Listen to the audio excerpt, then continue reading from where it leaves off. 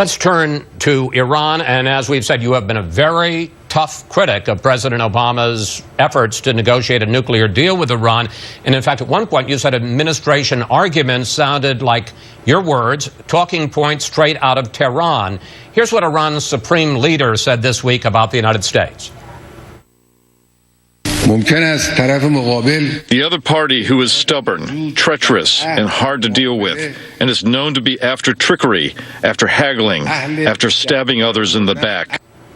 The president, the Ayatollah, says that all sanctions must be lifted right away when the deal is signed, not lifted gradually as Iran complies with the deal. He also says that there can be no inspection of military installations where it is believed that a lot of the work, particularly in weaponization of a nuclear bomb, is going on.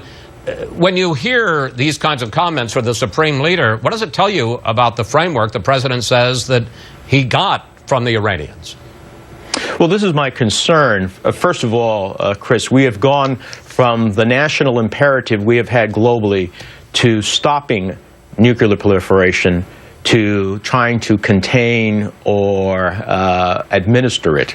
That is a fundamental change in our global policy. Secondly, many of us, before the framework agreement was announced, said, is this going to be in writing?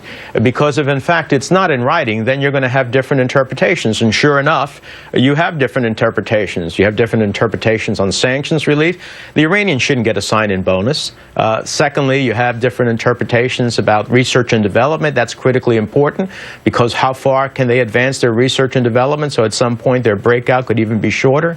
Thirdly, these inspections are incredibly important. They still have not come clean with the International Atomic Energy Administration over their past militarization efforts, weaponizing their nuclear program. So we need to know how far did they get in their weaponization efforts, so that we understand not only the breakout time, but how quickly they can weaponize that effort. All of these and many other elements are clearly in dispute. And that's why I do believe that, the legislation that Senator Corker and I have, which is to give Congress a rightful role, particularly a role when it was the one who passed the laws that ultimately provided the sanctions that got Iran to the table, to have a say on whatever a final agreement is. Okay, so let's